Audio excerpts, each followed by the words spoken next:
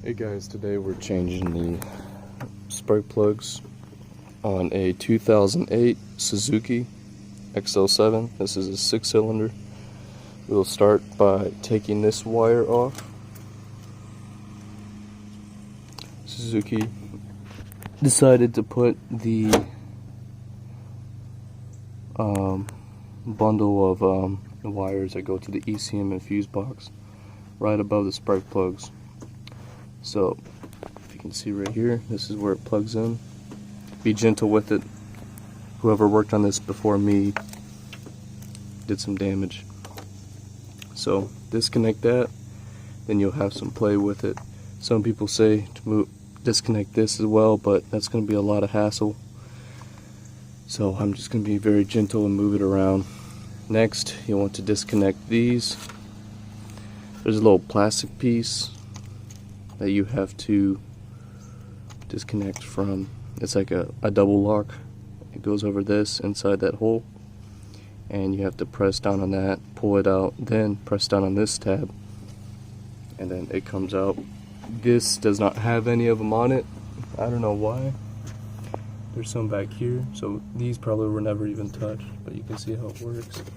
That white in the back is completely disconnected. So you press down in here on that little tab to get it underneath in the black tab, and then pull this piece out.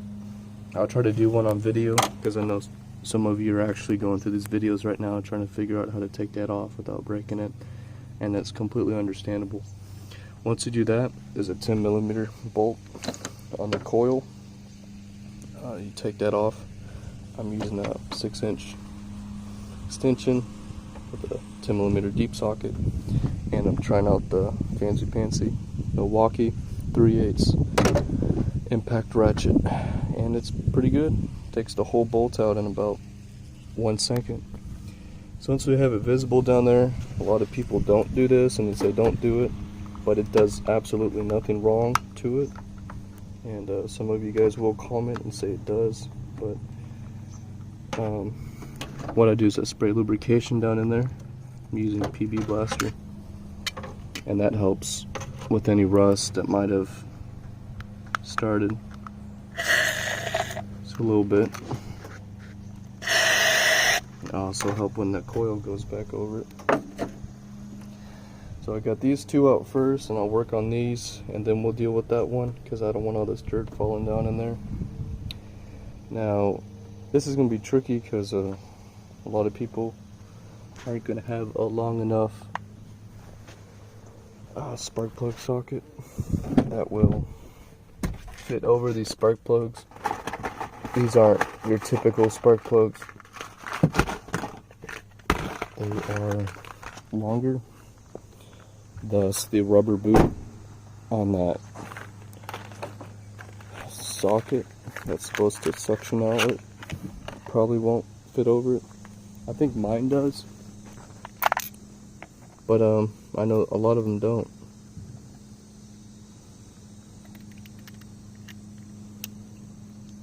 Okay, now this works. Also, spraying the lubrication down in there will make it hard to pull out, but it's better than dealing with a spark plug that's rusted and breaks in half. And people say that just happens with Fords, but it happens in every vehicle. So I'll show you this, which will be your best friend, because you won't even need another one of those spark plug sockets, you know, that just pull it out. Because this, you can set it in, turn it until it's in, and you can also pull it right out. It's amazing. Every person that works on their car needs this, and it can be used for everything. If you drop a bolt, which is its primary use, that's why I guess they were made, but for spark plugs, you don't even need these spark plug sockets anymore. You just put that thing down in there and you can pull it right out like it's nothing. No more hoping the rubber boot is good. It'll just come right out. So that helps me with putting this lubrication on. because I don't have to worry about it slipping out. So if you don't have this and you want to get it done and you think your vehicle doesn't have any rust from maybe radiator fluid getting in there or anything, I guess you shouldn't use this. But if you want to do it the cool way, this is what you got to do to be cool. So I'm going to go ahead and start taking these out.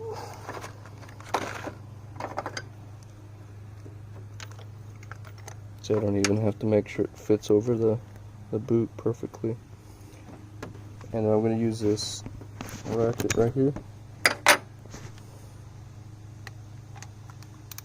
And also, if you're working on another car,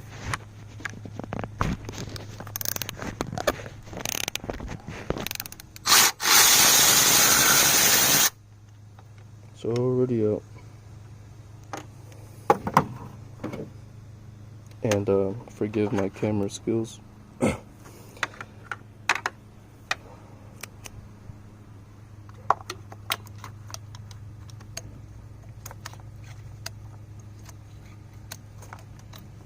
There we go.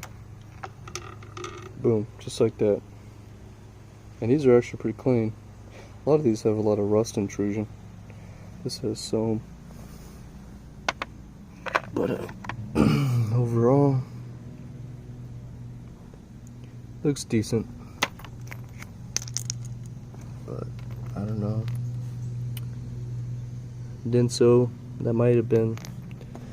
See, this car is 180,000 miles. So they might have changed these out at 80 or 100,000. It's having a lot of misfires, and it's running a code, and it says it's from a vacuum. So I'm pointing to it being this sensor right here. So I'm going to change out that sensor if I get any time. It's making a lot of clicking, unnecessary clicking noises. And other than that, car seems to be good. These seem to be really interesting vehicles. So I'm going to go ahead and take this one out, put the new ones in here, and I guess I can just show you how I do it with the new ones. Try to be gentle with them and make sure your gap is correct. And the auto parts store should tell you your gap. I already checked them all.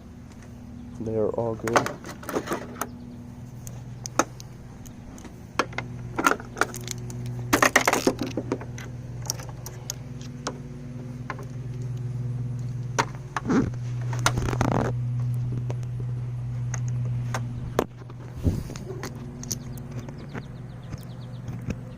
Alright, so I got it on this thing just to show you what I was talking about earlier. For some of you, this might be your first time changing your plugs, so you're new to everything. So I'm just going to show you. See, I already got a hand tighten, just like that.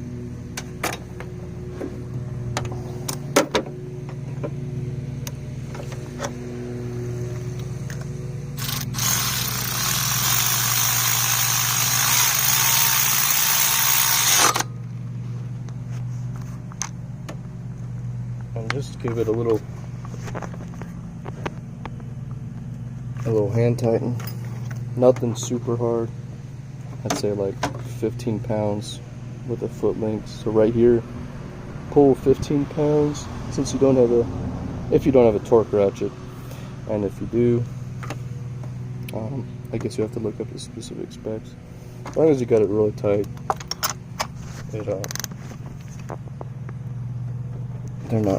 nothing's gonna happen. Alright, so now we're gonna do the other one, and then I'm gonna stop the video and then go to the back and tell you what ordinary things you have to do back there too.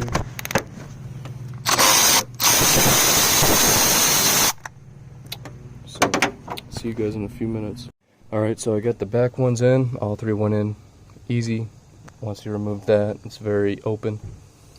By the way, when you first start, this is what you need: 3/8 ratchet, 3-inch, 3-inch, 6-inch extension, 5/8 deep socket, and I would highly recommend getting one of these and then some PB blaster to get the spark plugs out. Back ones look like they haven't been changed in a very long time, and these things, before I put that stuff on, was very difficult to get out. I sprayed some down in there, and I was able to take them off with this, like that. Before, I was having to ratchet them They're at about 50 pounds. And then once I lubricated them, twist them a little bit to let all the PB blaster sink into the threads. This thing took it off like that, and that's about a 35 foot-pound maximum with a 6-inch extension, so that brings it down to close to 20 foot-pounds. So it really loosened them up, and it's much safer. And when you put the new spark plug down in, it's already lubricated, so it gets in there very tight, and then when it heats up, it gets rid of the lube, so you have a very deep, tight seal. For the third one, to get this 10mm bolt off, you'll have to use a normal socket. I used a 1/4-inch ratchet and took it right off. And just be careful with these.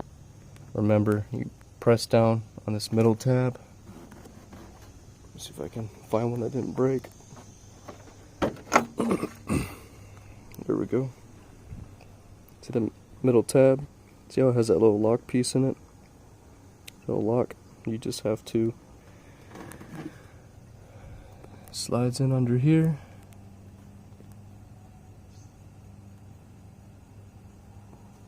Like that. See how it locks in right there? That's all you have to worry about. And they don't necessarily, they're more of a way for people not to fix their car, because these lock in too. So it's just a double lock, like a child safety lock, but for grown-ups, so they don't fix their cars. It's another way for them to get people not to fix anything. So I'll go ahead and connect all these, and hope you guys enjoyed the video. Make sure to put this back on tight. Check your oil. Make sure you have enough oil in your car. Radiator fluid. Check all your fluids. Let it run for a bit and see if it runs any better. If you're still having rough idle, or if it's shutting off like this one might, I'm going to check out this sensor. I got to find out what exactly that's called. I don't know much about these Suzukis, and one of you guys will say it in the comments exactly what that sensor is, and I appreciate that. And then to put that back on, there's rubber grommets that go over this tab and this tab, and make sure you take it off first so it fits on right. And check your spark plugs and make sure to number which hole they're in. You can see this had a lot of rust, and that could be from the radiator, so you might have a slight leak. So just be careful, and make sure to take your time. Don't speed it up quickly. This took me about 20 minutes, less than that, and the shop said this takes 2 hours. I don't see how it takes anyone 2 hours to do this. Might take an hour if you don't have power tools, but it's all just about doing it the easiest, most comfortable way. Just be gentle when you're pulling on this. Make sure none of these are being tensioned too much. I hope you guys liked the video, and please like and subscribe. If you have any questions whatsoever, just ask them, and I'll probably know what you need. Thank you.